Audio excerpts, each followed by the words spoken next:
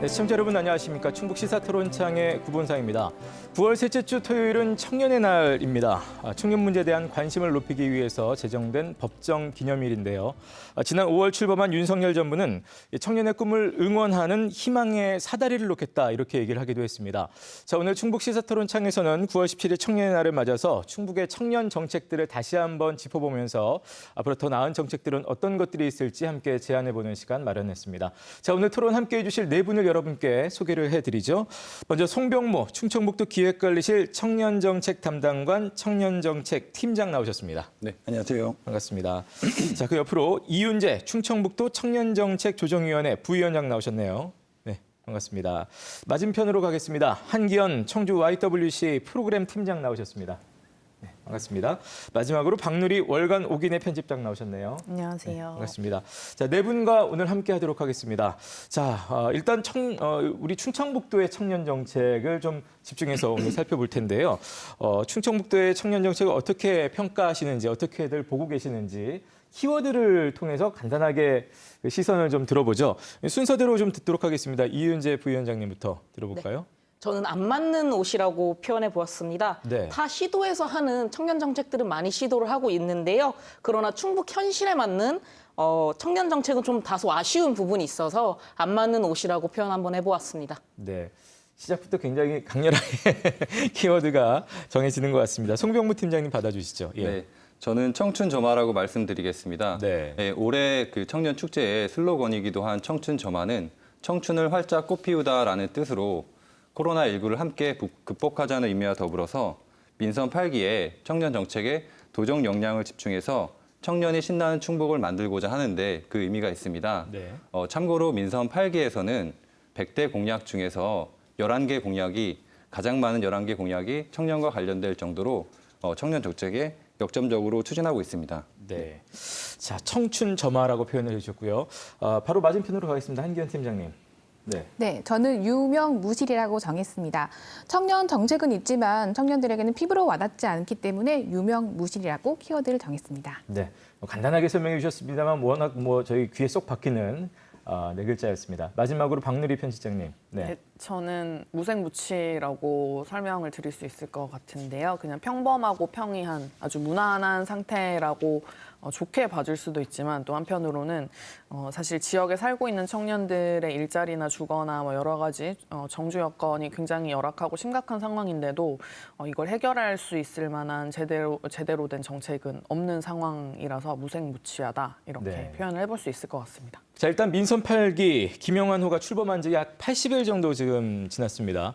충청북도의 청년 정책, 지금 충청북도에서 대표적으로 내놓고 있는 것들은 레이크파크 르네상스 이런 것들이 도민들에겐 가장 먼저 좀 귀에 익을 텐데요. 충청북도의 대표적인 청년 정책하면 어떤 게 있을지 그러고 보니까 언뜻 생각이 잘 안 나는 것 같기도 합니다. 이건 송 팀장님께 좀 일단 여쭤볼까요? 예.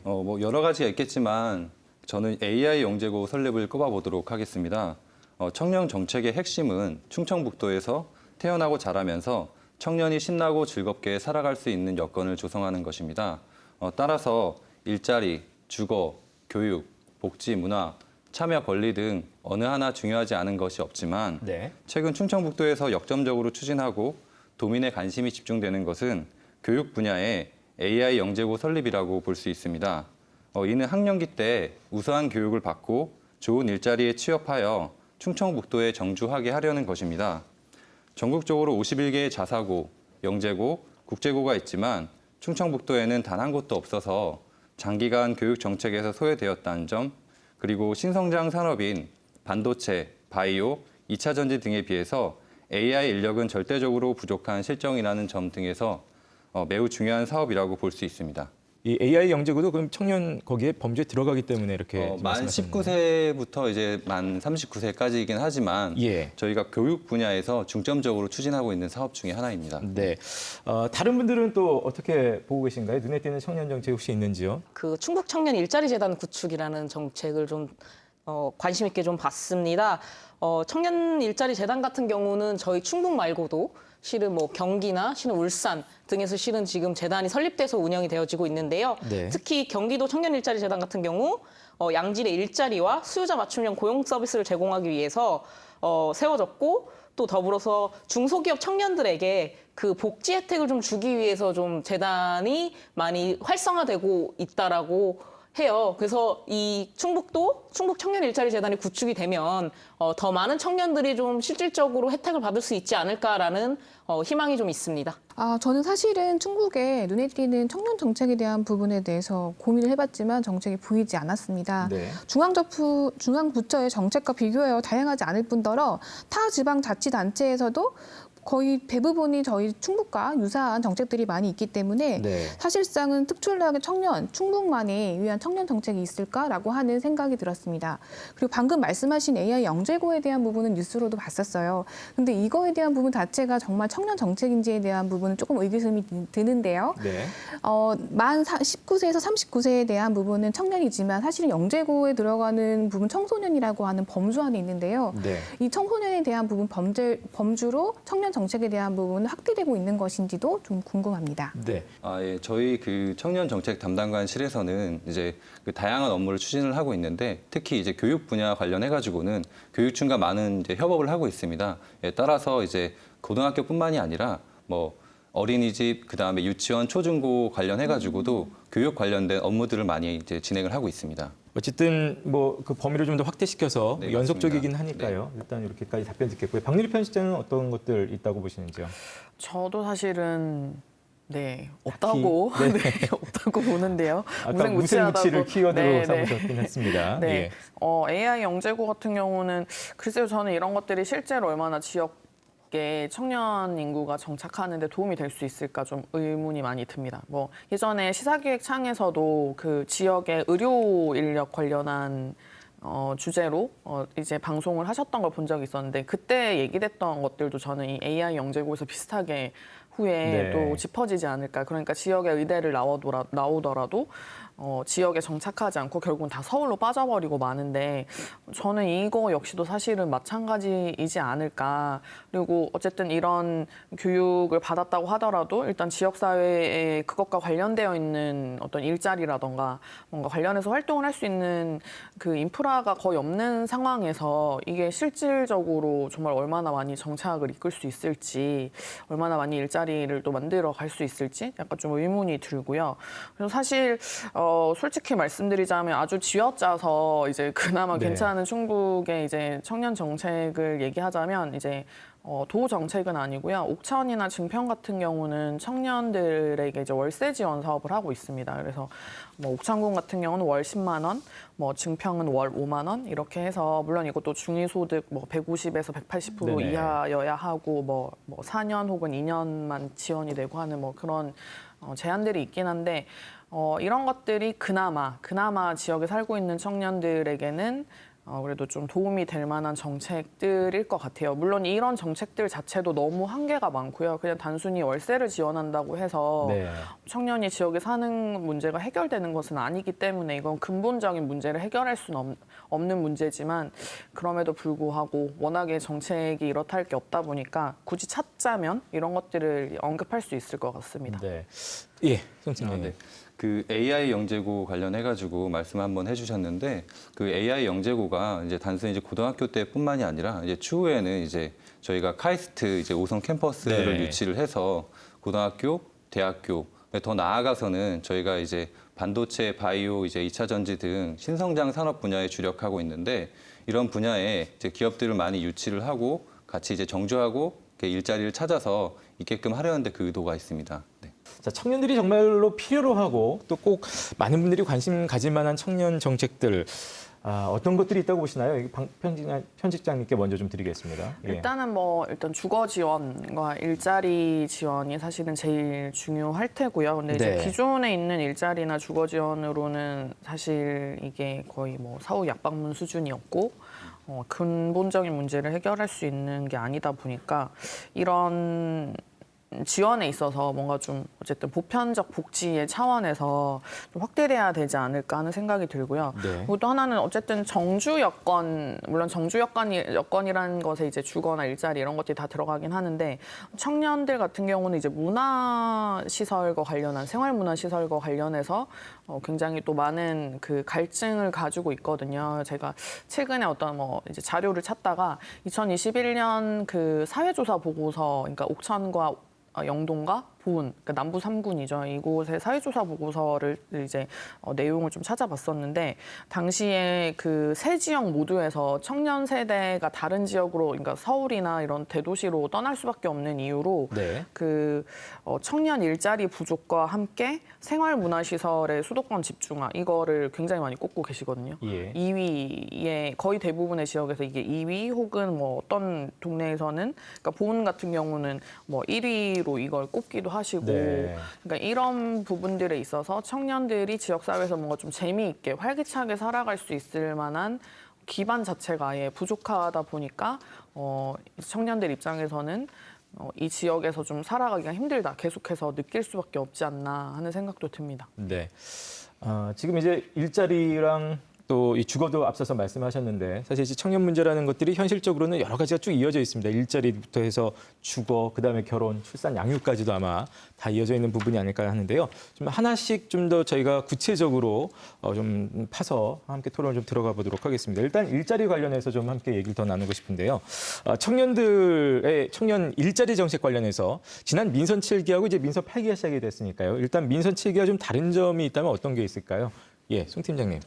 네, 그 일자리 관련해서는 많은 정책들을 추진하고 있는데 크게 보면 지속 가능한 좋은 일자리 창출, 그리고 일자리 미스매치 해소, 창업 지원, 지역 정착 유도 등 크게 4가지로 나눠볼 수 있습니다.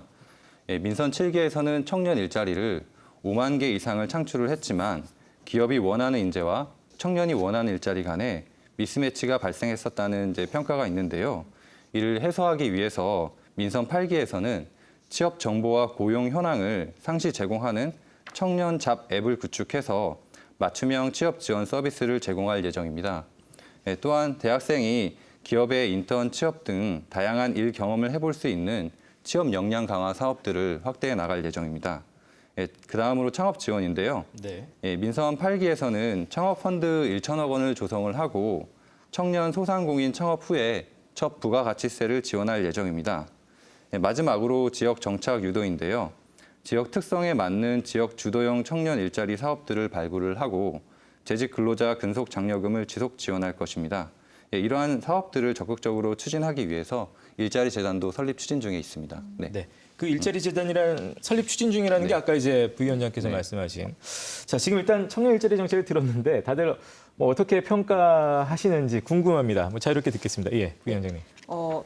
저희 도 같은 경우는 실은 제조업 중심으로 일어나는 그 일자리 미스매치 문제가 굉장히 실은 심각한 수준입니다. 그래서 도의 주력 사업으로 봤을 땐 뭐 반도체나 자동차, 화장품, 뭐 중소 제조업체 중심으로 실은 일자리 미스매치 현상이 좀 심해지고 있는데요. 이러한 일자리 미스매치 현상에서도 실은 대학생 청년들을 위한 일자리 정책이 좀 위주가 아닌가 싶습니다. 그래서 대졸자가 아니어도, 그러니까 대학교를 나오지 않았어도 좀 취업이 될 수 있고 지역에서 정착해서 일자리를 가질 수 있는 청년 일자리 정책이 좀 필요하지 않나 이런 생각이 좀 듭니다. 일단은 지금까지 충북도의 일자리 정책을 보면은 청년 채용 시 인건비 지원에 대한 부분에 대해서 많은 부분이 진행이 되었다고 생각이 됩니다. 그래서 기업, 중소기업이나 이런 부분에 있어서 청년을 보다 더 많이 채용할 수 있게끔 그런 부분에 대해서 많이 효과는 있다고 저는 생각이 됐는데요. 다만 이 사업의 기간이 보통 2년 정도에 대한 부분이 있기 때문에 과연 지속성이 있을까라고 하는 의문이 있었는데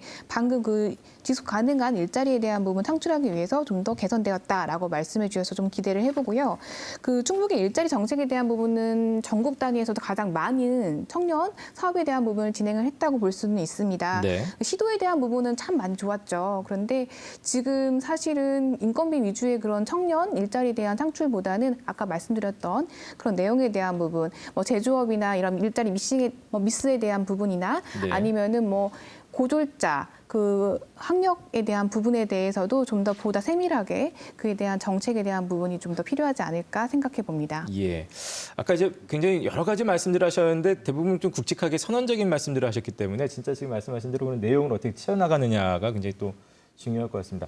박 편집장님은 어떻게 보고 계신가요? 저는 사실 대기업을 유치해서 지역 사회를 뭐 발전시키고 뭐 일자리를 만들고 하는 이야기가 뭐 사실은 20년 전에도 했던 얘기인 것 같고 지금 10년 전에도 했고 지금도 하고 있는 이야기인데 이게 과연 앞으로의 사회에서 얼마나 실현 가능한 이야기일까? 그러니까 특히 무엇보다도 이제 기후 재난이라고 불릴 정도의 상황이잖아요. 우리 생태계 파괴가 심각한 상황에서 과연 지속 가능한 일자리를 만드는 것인가? 이런 고민이 좀 들고요. 그간에 이루어졌었던 대기업 중심 혹은 뭐 이런 뭐랄까요, 계속해서 생산을 하고 계속 소비를 하게 만드는 이런 일자리 중심으로 이런 일자리 중심에 머물러서는 안 되고 이제는 이런 정책을 넘어서서 뭐 대안적인 정책들과 방법이 필요하다 이렇게 좀 제안을 하고 있거든요. 예. 그런 차원에서 우리 도가 좀 선진적으로 좀 나아가야 되지 않을까 싶습니다. 우선 이제 그 일자리에 대해서 좀 말씀을 드리자면 예. 한국노동연구원에서는 좋은 일자리의 정의를 경제적인 보수가 높고 직장의 사회적인 위치가 높고 그다음에 직무 만족도가 높은 것으로 정의하고 있고요. 또한 이제 2022년도 한국경영자 총협회에서 조사 결과에 따르면 청년들이 원하는 일자리는 공공기관과 대기업이 54%를 차지하고 있습니다. 또한 이제 향후에 이제 세계화랑 이제 지방화가 이제 가속화되고 있는데 지방도 이제 생존 경쟁에 돌입하게 되는데 이때 특히 신성장 관련된 분야에 있어가지고는 한번 뒤처지게 되면 이제 쭉 뒤처지게 되는 그런 문제가 발생할 수가 있습니다. 따라서 저희가 향후에 지금 현재도 뭐 반도체, 바이오, 2차 전지, 화장품 등 이제 투자를 하고 있지만 이런 분야에 있어가지고도 계속적으로 투자를 하고 그다음에 또한 이제 향후 30년, 그다음에 50년 미래 먹거리 관련된 산업들을 찾아서 지속적으로 이제 투자하고 또 유치하려고 노력하고 있습니다. 근데 저는 공공기관이나 대기업을 원할 수밖에 없는 것은 그냥 내가 대기업이라서 거기 가서 일하고 싶어라기보다는 그만큼의 양질의 일자리가 부족한 상황이기 때문에 사실 뭐 육아휴직을 쓰는 것도 그렇고 일반적인 중소기업이나 지역에 있는 기업에서는 상당히 어려운 게 사실이거든요. 그리고 뭐 보수 당연히 높은 보수 받기가 어렵고요. 뭐 사회적인 어떤 직장에 대한 만족도도 떨어질 수밖에 없는데 그렇다 보니까 자연스럽게 공무원이 되거나 혹은 대기업에 들어가는 것을 목표로 청년들이 계속 사실 거기에 목을 메고 계속 갈 수밖에 없는 상황이고 그렇다 보니까 저는 계속 악순환이 벌어지는 상황이라는 생각이 들거든요. 네. 그런 차원에서 봤을 때 그러니까 그냥 단순히 그냥 그런 설문조사 결과로서 대기업을 원하는 청년이 이렇게 많다. 그러니까 우리는 대기업을 유치해야 된다. 이게 아니라 왜 그들이 대기업을 선택할 수밖에 없었는지 지역의 상황이. 그렇다면 우리는 그 지역에 살고 있는 청년들이 어떻게 하면 좀 행복하게 그리고 조금 더 양질의 일자리에서 일을 할 수 있을지를 고민하면서 그런 방향으로 정책을 만들어가는 것이 맞지 않겠나 하는 생각이 듭니다. 네. 예. 지금 굉장히 좀 이제 현실적인 그야말로 진짜 현실적인 좀 소소하지만 더 구체적인 얘기들을 해주셨는데요. 정말 현실적으로 필요한 정책도 어떤 것들 있다고 주변 청년들에게서 많이 듣고 있는지 좀 궁금합니다. 사실은 일자리 정책에 대한 부분에 있어서 충북이 타 도시에 비해서는 적지는 않아요. 부산 개수 같은 자체가 개수 적지 자체가 않다. 예, 네, 예. 맞습니다. 부산의 구인 배율이 대전에 이어서 전국에서 두 번째로 낮은데 충북이 86%, 충남이 72%. 그래서 부산이 10명 중에 3명의 일자리가 있다면 충북의 구직자는 10명당 7개에서 8개의 일자리가 제공되고 있다고 볼 수 있습니다. 네. 근데 충북의 산업에 대한 부분이 앞서 말씀해 드렸듯이 제조업에 대한 부분에 대해서 많이 편중되어 있고 제조업 부분에 대해서 빠르게 진행되고 있죠. 근데 이 제조업에 대한 인력 자체가 남성화 경향으로 남성 인구의 증가율이 더 높게 일어나고 있고 이에 대한 부분 때문에 청년 세대 성비 격차가 크게 나타나고 있습니다. 네. 특히 25세, 34세 청년 세대 성비가 전국과 비교해서 큰 격차로 나타나고 있는데요. 이에 관련해서는 여성 청년에 대한 부분에 대해서도 일자리에 대한 부분이 역외로 이동이 나타나고 있고 여성들의 정주 여건에 대해서 일자리 정책에 대한 부분을 좀 더 정책 개선에 필요하다고 생각이 됩니다. 네. 그 청년들이 선호하는 일자리라고 했을 때 과연 뭐가 이 청년들이 선호할 수 있는 일자리인가라고 얘기했을 때 이제 만약에 대기업을 기준으로 실은 많이들 생각을 합니다. 네네. 그래서 이제 일과 삶의 균형을 좀 맞출 수 있는 일자리, 또 아니면은 대기업과 비슷한 보수나 아니면은 뭐 복지 혜택 등을 좀 받을 수 있는 일자리를 선호한다라고 말씀드릴 수 있는데요. 근데 이러한 일자리들이 많이 네네. 없다라고 말씀을 드릴 수가 있어요. 그래서 이 청년들이 지역에 정착해서 이 선호하는 일자리를 좀 가질 수 있도록 좀 일자리 환경을 개선할 수 있는 정책들로 좀 나아가야 되지 않을까라는 생각을 좀 합니다. 저는 이렇게 보면서 계속 드는 생각은, 그리고 제 주변에 있는 뭐 동네 친구들하고 항상 하는 얘기는, 그냥 지역에 내려와서 사는 청년들에게, 그리고 뭐 나아가서는 청년뿐만 아니라 지역에 살고 있는 모든 사람들에게 어떤 수당 혹은 기본소득 개념으로 무언가가 좀 주어져야지 지역에 살면서 사실 지역에서의 어떤 각자의 자리를 지키면서 그 지역에서 내가 보수가 좀 낮더라도 내가 원하는 일자리에서 내가 행복한 일을 할 수 있을 것이다, 이런 이야기들을 사실 하고 있거든요. 네. 저는 이게 일자리 정책으로 지금 이미 너무 그러니까 그 도시와 지역, 그러니까 대도시와 수도권과 이런 다른 그 광역 지자체들, 다른 일반 시군 단위들하고는 너무 글쎄요, 굉장히 많이 균형이 기울어져 있는 상태에서 뭔가 다른 기업을 지원한다거나 새로운 일자리를 만드는 것으로는 이 문제를 해결할 수 없는 지경에 이르렀다는 생각이 들고요. 그래서 저는 이런 상황에서는 어떤 직접적인 뭐 청년 수당이라는 이름이 됐든 뭐 기본소득이 됐든 이런 식으로 해서 지역에 살고 있는 사람들에게 현금으로 뭔가 좀 보전되는 것이 필요하지 않겠나 하는 생각도 듭니다. 네. 뭐 어떻게들 생각하시는지, 예, 손 팀장님이 여러 가지 또 얘기들 들으셨는데요. 예, 어떻게 평가를 하시는지요? 우선 그 이제 중소기업 관련해가지고 인건비 지원해주는 거에 대해서 이제 문제가 많다라고 이제 좀 지적을 해주신 부분들이 있는데요. 그 예전에는 이제 이런 부분들이 보통 이제 6개월 이내로 이제 지원을 했었는데, 이제 최근에는 이제 2년 이상 이제 지원해주는 걸로 이제 제도가 바뀌었고, 예. 그 이 목적이 단순히 이제 기업에게 인건비를 지원해 주는 걸 떠나서 이제 그 새로 고용을 하기 어려운 중소기업들이 이제 상당 부분 많이 있습니다. 예, 그렇기 때문에 그 우선은 2년간 이제 새로 이제 고용을 창출을 하게 되면 그 직원들이 새로 들어와서 이제 일을 하게 되면서 거기에 익숙해지고, 그다음에 이제 기업도 성장시키고, 그러면서 동시에 다시 고용 여건을 만들어 나갈 수 있는 그런 이제 그런 의미에서 좀 이 정책을 추진하고 있는 거고요. 예, 또한 그 이제 제조업 위주의 그 기업 정책에 대해서 좀 이제 많은 문제점에 대해서 좀 지적을 하셨는데, 제가 아까 말씀드렸다시피 이제 그 신성장 산업 분야에서는 당연히 이제 저희 도가 지쳐질 수 없기 때문에 이런 분야에 대해서는 적극적으로 추진을 하되, 그 다음에 이제 소소하게 이제 군들이나 지방 소멸 이제 위기에 있는 그런 군들 같은 경우에도 저희가 이제 그 최근에는 지방 소멸 대응 기금을 통해서 이제 각 지역 특색에 맞는 그 사업들을 발굴을 하고, 네. 그 다음에 정주 환경도 개선하고, 그 다음에 청년 공간도 더 마련하려고 노력을 하고 있고, 그 다음에 말씀하신 대로 복지와 그 다음에 문화 관련된 이제 시설들도 많이 갖춰 나가려고 노력하고 있습니다. 네. 예. 이제 뭐 일자리 자체에 대한 것도 있었습니다만, 아까 박누리 편집장님 같은 경우는 이제 기본적으로 어떤 네. 결국은 이제 군 단위에서 그런 것들이 원활하게 다 이루어지는 데는 현실적으로 요원하기 때문에 뭐 어느 정도의 일정한 소득을 그냥 다 줘야 되는 거 아니냐, 이런 지금 네. 얘기 좀 하셨거든요. 그런 것들에 대해서는 다른 분들은 주변에서 그런 것들에 청년들이 많이 공감을 하나요? 아니면은 양질의 일자리를 더 만들어야 된다는 쪽으로 얘기들 많이 하나요? 어떻습니까?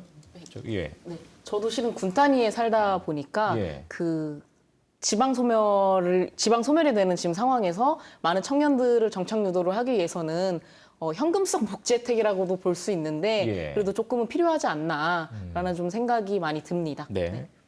네, 뭐 다른 홍 팀장님 뭐 주변에서 어떤 얘기들 하나요? 네, 기본소득에 대한 얘기는 이전부터 계속 나왔죠. 농민 쪽에서도 기본소득에 대한 부분 외치고 있고요.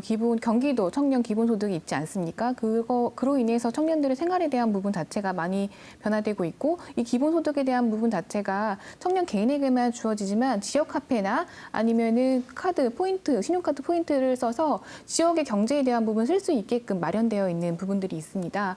기본소득을 통해서 지역 경제에 대한 활성화도 필요하고 청년들의 정주 여건에 대한 부분도 아주 좋은 제도라고 생각합니다. 네. 송 팀장님은 어떻게 네. 평가를 하시는지. 그 이제 기본소득에 대해서는 이제 저희가 예전에 한번 검토한 적이 있고, 그 다음에 이와 관련해 가지고는 저희가 그 취업 준비 중인 이제 청년들에 대해서 관련된 수당을 이제 지급한 적이 있습니다. 예전에 한번 지급하고 또 올해 들어가지고 또 이제 100만 원을 지급한 적이 있거든요. 예, 그래서 이제 우선은 이제 취업 준비 중인 청년들에 대해서 이러한 부분들에 대해서 좀 이제 정책적으로 좀 그 지원을 해주고 있고, 그 다음에 기본소득 관련해서는 실제로 이제 그 17개 시도 중에서 이제 서울시와 이제 경기도 정도 이제 지원을 해주고 있는데요. 이런 부분에 있어가지고는 좀 더 이제 검토가 필요하다고 생각이 들고 있습니다. 네. 예. 자, 저희가 뭐 다른 얘기들, 네, 박누리 편집장님. 네네. 그리고 사실 청년에게 필요한 일자리 정책이기도 하면서 동시에 이건 좀 농촌, 특히 이제 옥천 같은 네네. 지역 사회에 좀 필요한 일자리 정책이라서 제가 꼭 얘기하고 싶었던 건데요. 그 사실 이런 지역으로 올수록 양질의 일자리가 부족하다 보니까 지역에선 자영업자들이 굉장히 많습니다. 자영업이 굉장히 포화 상태이고, 그래서 뭔가 창업을 하고 하는 것은 사실상 굉장히 어려워요. 청년들이 그 시장에 다시 들어가서 무언가를 만들어서 이제 수익을 낸다는 것은 굉장히 어렵고, 뭐 농촌이라고 해서 농업에 종사하는 것도 쉽지가 않습니다. 아시다시피 뭐 농촌의 땅들 굉장히 뭐 부동산 투기 대상이 되고 있고요. 뭐 승계농이 아닌 이상은 농업을 제대로 좀 이어가기가 어려운 상황인데, 그렇기 때문에 사실 농촌에 필요한 일자리를 그 지역 사회와 청년들이 함께 좀 디자인할 수 있게, 그러니까 뭐 창직의 개념인 거죠. 창업이라기보다는. 그러니까 뭐 특히 예를 들자면 농촌에 이제 돌봄 서비스가 굉장히 많이 부족하고 돌봄 수요가 계속해서 늘고 있는데, 이걸 제대로 좀 그 받쳐줄 만한 어떤 공급 차원은 없는 상황이거든요. 이런 것들이 사실 지역에 살고 싶은, 농촌에 살고 싶은 청년들이 이런 쪽으로 뭐 사회적 경제 영역이 됐든 무엇이 됐든 이렇게 내려와서 이런 쪽의 활동들을 하게 됐을 때 그런 부분들을 일자리 지원의 영역에 함께 포함을 해서 좀 지원을 해주고 계속 육성해 나가야 되지 않을까. 그것이 사실 청년 일자리 문제도 해결하고 지역 소멸 문제도 좀 해결할 수 있는 방법이지 않을까 싶습니다. 자, 주거 정책 관련해서도 좀 얘기를 나누고 있습니다. 또 주거도 역시 여러 가지 아까 생활문화시설과도 관련돼서 청년들에게 굉장히 중요한 부분이기 때문에 충청북도의 지금 현재 청년 주거 정책은 어떻게 어느 정도라고 평가를 하시는지, 실제로 많이 도움이 되고 있다고 보시는지 어떻습니까? 자유롭게, 그 위원장님. 제가 알기로는 도내 청년 주거 지원 정책이 한 3가지 형태로 있다라고 실은 제가 알고 있는데요. 네. 그 첫 번째가 뭐 행복주택 지원 사업, 두 번째가 청년 월세 한시 특별 지원, 세 번째가 대학생 주거 지원인데, 대학생 주거 지원 같은 경우는 이제 서울의 충북에서 도내에서 이제 기숙사를 설립해서 서울의 학교를 다니는 친구들이 여기를 이용할 수 있도록 하는 제 정책이더라고요. 근데 실질적으로 충북에 있는 청년들이 좀 충북에 있는 청년들에게 필요한 주거 지원 정책은 조금 많이 부족하지 네네. 않나라는 생각이 좀 많이 듭니다. 예. 특히나 타 연령층에 비해서 주거 지원 수요가 지금 굉장히 높은데요. 지속 가능한 주거 안정성을 좀 확보하기에는 많이 부족한 정책들이지 않나. 라는 생각이 좀 듭니다. 네. 다른 분들은 어떠세요? 지금 현재 충북의 주거 정책 관련해서는 좀 많이들 도움이 되고 있다고 보시는지. 행복주택 말씀하셨는데, 행복주택이 사실 청년 가구들, 그러니까 그 수가 워낙, 공급 세대 수가 워낙에 적기도 하고요. 그리고 그 평수라고 표현하는 게 맞나요? 그 면적 자체도 너무나 좁기 때문에 네. 사실 이렇게 보고 있으면 청년은 저렇게 그냥 닭장 같은 집에서 살아도 되는 건가? 약간 이런 생각이 들거든요. 정책이 여전히 청년을 뭔가 거쳐가는 무언가로 생각하고 있구나 하는 생각이 좀 많이 들어서 네. 이런 부분들에 있어서 좀 관점을 많이 바꿔야 되지 않을까 하는 생각이 듭니다. 네. 예. 한 팀장님. 네, 저는 사실은 주거 정책에 대한 부분이 수혜 대상의 좀 범위가 너무 작은 건 아닐까라고 하는 생각이 들었어요. 네. 최근에 청년 월세 한시 특별 지원에 대한 부분을 진행했을 때 그 대상층이 만 19세에서 34세 청년인데, 그 기본 소득에 대한 부분이 60%, 중위소득 60%입니다. 그래서 1인 가구 기준은 116만 원 정도에 대한 부분이면 신청할 수가 있는데, 실제적으로 최저시급에 대한 부분에서 8시간 중 8시간 일하는 근무하는 청년일 경우에는 보통 200만 원 정도의 월급을 받거든요. 네. 그러면 내가 이 대상에 속해 있을까라고 생각했을 때 과연 속해 있는 범위에 대한 부분 자체가 작아지는 거잖아요. 근데 이거와 비슷하게 서울시 같은 경우나 대전시 같은 경우에도 청년 월세 사업을 진행을 하고 있습니다. 예. 근데 여기에서는 월소득이 약 274만 원. 이 범위에 대한 부분 자체를 조금 더 높여서 청년들에 대한 부분에 대해서 지원을 하고 있죠. 그렇기 때문에 범위에 대한 부분 넓어지면은 내가 여기에 속할 수가 있고, 내가 청년 정책에 대한 부분에서 지원을 받을 수 있겠구나 하고 하는 실생활에 대한 부분에 대해서 좀 네. 도움이 되지 않을까? 우리도 청년들한테 그런 생각이 들었습니다.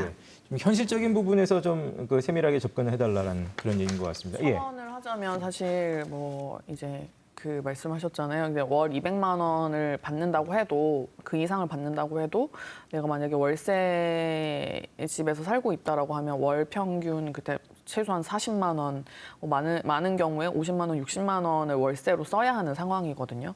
고정 비용으로 계속 지출이 되는 상황인데 네. 그렇다면 내가 월급이 뭐 250을 받는다고 해도 그 중에 50만 원 날아가고 200만 원으로 내가 이제 한 달을 살아야 하는 상황이 되는 거고요. 요새 물가도 굉장히 높아지고 있는 네. 상황이고 이런 상황에서 지금 현재 지원되고 있는 그 월세 지원 사업이 얼마나 현실성이 없는지 지적하신 대로 그런 부분들 다시 좀 돌아봐야 할 것 같습니다. 네.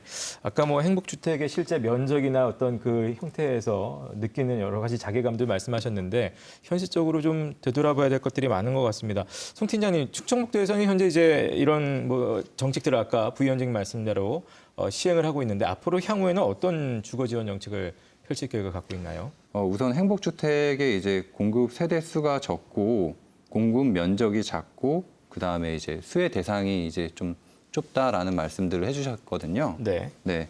이제 추후에 이제 그 행복주택이라는 것이 그 앞으로는 통합 공공임대주택으로 이제 바뀌게 될 예정입니다. 그래서 우선은 이제 기존의 45제곱미터 이하만 행복주택에서는 이제 건축하고 분양을 했었는데 네. 추후에는 이제 85제곱미터까지 가능하게 되고요. 그 다음에 이제 중위소득이 150%까지 이제 상향 조정되고 또한 이제 30년 거주 등 그 입주 여건이 완화되고 좋아질 것입니다. 네. 네. 네. 자, 뭐 이런 얘기들을 지금 이제 제안으로 또 이제 계획으로 밝혀주셨는데 실제로 정말 실효성 있는 어떤 청년 정책들 어떤 점들이 좀 보완되면 우리 청년들에게 좀 좋을지요. 어떻게 생각하시나요? 예, 위원장님. 김여한 지사께서 원래 공약으로 하셨던 뭐 신혼부부 주택 특별 공급 확대나 네. LTV 비율 조정 같은 것들이 실질적으로 지역의 정착을 유도해서 지원을 받을 수 있는 정책이라고 볼 수 있는데 네. 요 공약 같은 경우는 반영이 안 돼서 뭐라고 어떻게 얘기는 못 하겠고요. 관련해서 직접적 지원이 안 되면 청년들이 좀 주거 안정성을 높일 수 있도록 주거 관련 고정비 지출이 좀 경감될 수 있는 정책들을 좀 마련해야 되지 않나라는 좀 생각이 많이 듭니다. 그래서 뭐 예를 들면 목돈 마련해서 주택을 좀 살 수 있게끔 하는 할 수 있도록 뭐 자산 형성을 지원한다던가 아니면 아까 말씀드렸던 뭐 공약은 좀 파기된 공약인데 LTV 비율 조정 같은 것들도 지자체에서 뭐 전세금 대출이라던가 네. 같은 것들을 좀 지원을 해주면 청년들한테 직접적으로 도움이 되는 정책이 되지 않을까 싶습니다. 예. 다른 분들 더 자유롭게 듣겠습니다. 예. 편집장님.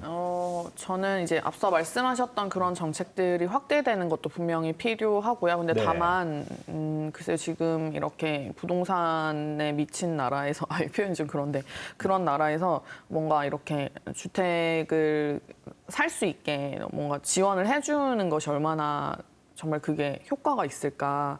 당장은 내가 돈을 모은다고 해도 5년 후, 10년 후에는 내가 모은 돈보다 훨씬 더 배로 집값이 뛰게 되고 그럼 나는 또 돈을 다시 모아야 되는 상황이 계속 반복이 될 텐데 이게 얼마나 가능한 얘기일까 하는 좀 그런 생각이 들고요. 결국은 좀 건강하고 안전하게 살 수 있는 주거 환경 마련이 필요하다라는 얘기로 좀 돌아갈 수밖에 없을 것 같아요.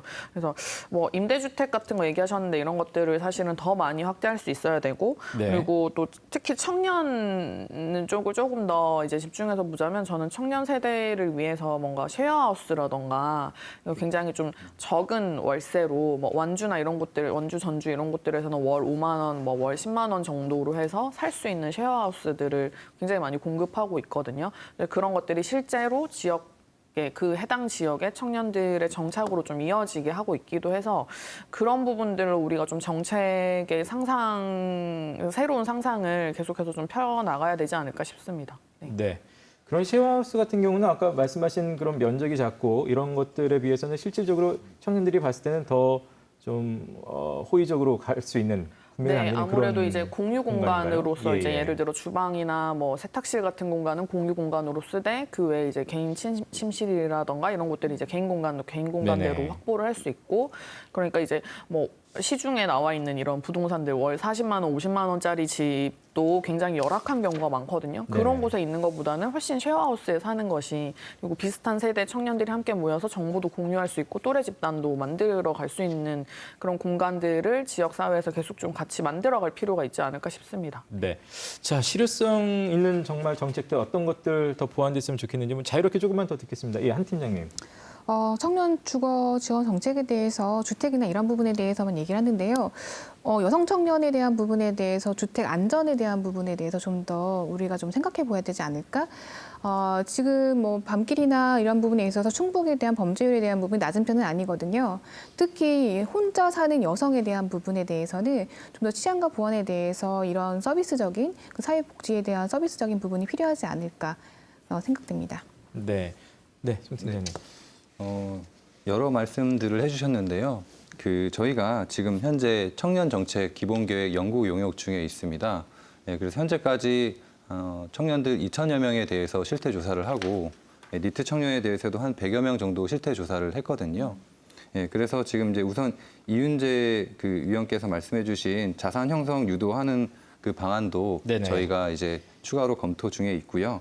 그 다음에 박누리 위원께서 말씀해주신 쉐어하우스 같은 경우가 좀 참 좋은 정책이라고 생각을 하고 있거든요. 저희도 예를 들면 이제 대전 같은 경우에는 이제 한 10층 정도 되는 이제 건물에다가 한 226실 정도를 이제 쉐어하우스로 이제 운영을 하고 있습니다. 따라서 저희도 이러한 정책도 가능하면 이제 추진해 보도록 하겠고요. 또한 한 팀장님께서 말씀해주신 당연히 이제 여성 주택 안전도 보완해 나가도록 하겠습니다. 네. 네. 자, 요거 하나만 제가 좀 더 여쭙겠습니다. 아까 부위원장께서 말씀하실 때 LTV로 이제 예를 들긴 했습니다만 최근에 이제 김영환 지사께서 100대 공약 과제 발표하면서 그 중에서 출산수당, 양육수당 관련해서 물론 수당을 다 가는 건 아니겠습니다만 약간의 공약 축소, 공약 후퇴 논란이 분명히 좀 있었습니다. 그래서 아까 그런 발언도 하셨기 때문에 어떻게들 보고 계시는지 좀 궁금해요. 시선을. 예. 예산 문제를 전혀 예상하지 못했던 것이 아닐 텐데 어느 정도 사실 추정이 가능한 거잖아요. 근데 생각했던 것보다, 그러니까 보통 일반적으로 공약이 후퇴했다라고 평가하는 수준보다 훨씬 더 많이 후퇴했다고 보여져서 네. 그 부분에 와서는 이건 뭘까? 약간 이런 생각이 들기도 하죠. 네. 예, 부위원장님. 네, 김영환 지사님의 공약을 실은 보면요, 이렇게 최근에 100대 과제라고 발표를 하셨죠. 근데 당선인 시절의 공약 과제에는 실은 청년 분야가 공약이 실은 따로 존재하고 있었습니다. 그런데 100대 과제로 넘어가서는 청년 분야로 해서 별도의 공약은 실은 없는 상황이에요. 그래서 실은 이런 것들을 좀 봤을 때 아까 제가 말씀드렸던 LTV 비율 조정이란가, 네. 아니면 청년 일자리 5만 개 창출, 이라던가 아니면은 양봉 무상대여 같은 공약들이 실은 없어진 상황입니다. 실은 이러한 것들을 봤을 때 좀 청년들을 공수표로 이용하지 않았나라는 생각이 들고요. 그리고 이제 지금 지방 소멸을 우려하는 시점에서 도에 청년이 없으면 경제활동 인구가 줄어드는 상황인데 이 경제활동 인구가 줄어들었을 땐 도에서 과연 다른 정책들을 좀 시행할 수 있을지에 대한 좀 의문이 듭니다. 네, 다른 것과도 맞물려서 들여다봐야 될 상황이다. 예, 한 팀장님. 네, 저는 사실은 공약 중에서도 남성 육아휴직 500만 원 지급에 대한 공약 자체가 없어져서 너무 아쉬웠어요. 사실은 우리가 양성평등에 대한 부분에 대해서 지속적으로 얘기를 하고 있고 여성 청년과 남성 청년에 대한 부분에 대해서 왜 결혼을 하지 않느냐, 그리고 출생률에 대한 부분을 계속적으로 얘기하고 있을 때 이 부분 자체가 남성 육아휴직에 대한 부분에 대해서 충북도 단일 아주 특출난 그런 정책이었거든요. 근데 이 정책 자체도 후퇴하고 또 네. 출산수당에 대한 1,000만 원에 대한 부분 자체도 이제 4년간 분할해서 추진해서 지급한다라고 하는 부분 자체도 어떻게 하면은 좀 의지가 없으신 건 아닐까라고 하는 그런 생각이 좀 듭니다. 네, 아쉬운 목소리들이 좀 많이 나오는데 송 팀장님은 어떻게 보신가요? 우선 출산수당과 양육수당의 통합 개념을 도입해서 출산 양육수당을 지원할 예정이고요. 그리고 시장 군수 간담회를 통해서 시군 재정 분담 비율을 협의하고 세부적인 지원액과 집행계획 수립해서 사업을 시행할 예정입니다. 또한 법정 사정 이행 절차인 보건복지부 사회보장제도 신설 협의를 거칠 예정이고요. 대규모 현금성 복지 사업인 만큼 공약 이행을 위해서 다각적인 방안을 신중하게 검토 중에 있습니다. 네. 네. 자, 오늘 토론하면서 뭐 다른 지역 얘기도 한두 번씩 나왔습니다. 혹시 다른 지역의 청년 정책 가운데 이런 건 괜찮더라, 벤치마킹하고 싶은 사례 혹시 있으면 들어볼까요? 예. 네, 위원장님. 실은 제가 앞서 말씀드렸던 것처럼 이제 경제활동 인구가 실은 굉장히 중요해지고 있는데요. 예. 그래서 실은 서울이나 경기 같은 경우는 실은 비노동 청년 인구라고 부르는 니트족이나 캥거루족들을 좀 발굴을 해서 경제활동 인구를 유입할 수 있도록 니트족 사회 진입 지원 프로그램 같은 것들을 시행하고 있습니다. 또 관련해서 이제 아까 주거 공약 관련해서 주거 정책 관련해서도 이제 서울시 같은 경우는 이제 전세 사기 방지를 위한 청년 전세 보증금 반환 보증 지원 사업이나 네. 아니면은 이사를 갔을 때 이사 시기가 불일치했을 때 보증금을 대출할 수 있는 지원들을 좀 해주고 있고요. 또 이제 일자리 관련해서는 이제 경기도에서 실은 1호로 내세운 게 이제 청년 계비역 그리고 경기 청년 학교라고 해서 그 하고 싶은 일들을 좀 찾아서 할 수 있는 기회를 제공하는 정책들을 내세우고 있습니다. 그래서 이와 관련해서 이제 충북도에서도 다양한 그 청년들이 선호할 수 있는 직무의 일자리를 좀 개발할 수 있는 정책들이 좀 필요로 하지 않나라고 생각이 듭니다. 네. 다른 분도 혹시 사례 있을까요? 네, 예, 앞서 말씀을 드렸듯이 경기도 청년 복지 포인트 제도에 대한 부분이 있는데요. 네. 이 사업은 경기도 소재 중소, 중견기업, 소상공인 업체, 비영리 업체에서 근무하는 재직자에 대한 부분 청년들한테 연간 120만 원 상당의 포인트를 제도를 지급하는 방식입니다. 마찬가지로 이 포인트에 대한 부분은 지역 카페나 지역에 사용할 수 있는 신용카드 포인트로 진행이 되는데요. 이거에 대한 부분 총 대상자가 3만 명이나 되고 있어서 경기도 청년에 대한 복지에 대한 부분에 대해서는 조금 더 눈에 띄는 부분이 있고요. 네. 또 경기도에서 청소년 부모 아동 양육비 지원 그 시범 사업이 있습니다. 자녀가 있는 청소년 부모 가구에 한 명당 월 20만 원의 아동 양육비를 지원하는 사업입니다. 요즘에 뭐 TV로 많이 나오잖아요. 고딩 엄마 아빠라고 네네. 해가지고요. 청소년 부모에 대한 부분에 대해서 월 20만 원에 대한 양육비를 지급하는 사업에 대한 부분도 조금 더 벤치마킹하면 어떨까라고 하는 생각이 들었고, 이건 개인적으로 저희 충북이나 청주에서 좀 많이 활성화되었으면 하는 사업이 어떤 거냐면 네. 다 함께 돌봄이라고 해서 아침 돌봄이라고 하는 서비스가 있어요. 예. 사실은 맞벌이 가정 안에서 방과 후 돌봄에 대한 부분은 많이 있지만 아침에 아이가 학교 갈 네네. 때 맡길 만한 곳이 없습니다. 학교에서도 이제 코로나 때문에 등교 시간에 대한 그렇죠. 부분이 정해져 있고 문이 열려야지만 들어가거든요. 근데 일하는 엄마 입장에서는 9시까지 출근을 해야 되는데 아이가 뭐 예를 들면 8시 40분까지 갈 네. 때 그거에 대한 부분 자체가 충북에서는 서비스가 없더라고요. 서울에 사는 친구들은 그런 서비스를 이용하고 있더라고요. 그래서 이런 부분 자체가 우리 도에도 우리 청주에도 있었으면 좋겠다라고 네. 하는 개인적인 의견을 말씀드립니다. 네. 굉장히 세밀하지만 사실 그런 것들이 현실적으로 굉장히 좀 필요한 부분들이라고 생각이 되네요. 자, 저희가 오늘 뭐 짧은 시간입니다만 여러 가지 청년 정책 관련해서 뭐 얘기도 함께 나눠봤습니다. 마무리 발언 들으면서 마칠게요. 박누리 편집장님부터 좀 듣겠습니다. 네, 청년이나 뭐 인구 혹은 뭐 지역 소멸 이게 이 문제가 사실은 다 연관되어 있잖아요. 이런 문제의 뭐 원인이라던가 해법을 이야기하는 자리들은 그동안 정말 무수히 많았던 것 같습니다. 근데도 이게 아직까지 해결되지 않고 있다는 것은 그간 우리가 사실 문제 진단을 하는 것에 뭔가 좀 그야말로 문제가 있었다 이렇게 판단할 수 있을 것 같아요. 이제는 사실 당사자들이 어떤 정책을 원하는지 그리고 지역 사회에 이제 말씀하셨던 것처럼 굉장히 좀 세밀하게 만들어져야 하는 정책들이 어떤 것들이 있는지 이런 것들을 좀 새롭게 상상하고 구현해내는 정치가 필요하다 이런 생각이 들거든요. 네. 그런 것들을 통해서 사실은 이 지역 소멸 위기도 해결할 수 있고 청년의 지역 살이에 대해서도 좀 더 좀 양질의 우리가 같이 함께 좀 잘 살 수 있는 지역사회를 만들어갈 수 있지 않을까 싶습니다. 네. 이윤재 부위원장님 마무리 발언 듣겠습니다. 실은 지금 청년 정책이 일자리와 주거에서 실은 더 많은 청년들을 안을 수 있는 포용적 정책으로 가야 된다라고 생각을 합니다. 그래서 청년 정책은 저는 청년들 사이에서 뭐 인종이나 성별이나 아니면 학력 등 타고난 격차를 줄여주는 일이라고 생각을 좀 해요. 그래서 이제 도내 청년들 사이에서도 시에서 태어난 친구들이나 군에서 태어난 친구들이나 또 뭐 성별이 다르다거나 학력이 다르다고 해서 이 친구들이 조금이라도 좀 격차를 좀 줄여서 도 내에서 당당한 청년으로서 좀 살아갈 수 있도록 만들어주는 게 가장 중요하지 않을까 라고 생각을 좀 합니다. 네. 한기현 팀장님. 네, 사실은 지난해부터 대한민국 인구수가 줄어들기 시작했죠. 그로 인해서 지자체들이 인구에 대한 부분 때문에 청년 정책을 앞다퉈 나고 있습니다. 하지만 이에 대한 부분 자체가 왜 개선되지 않을까 우리가 생각해 본다면 바코드 같은 상품으로 우리에 대한 부분 경쟁 사회를 만들고 있죠.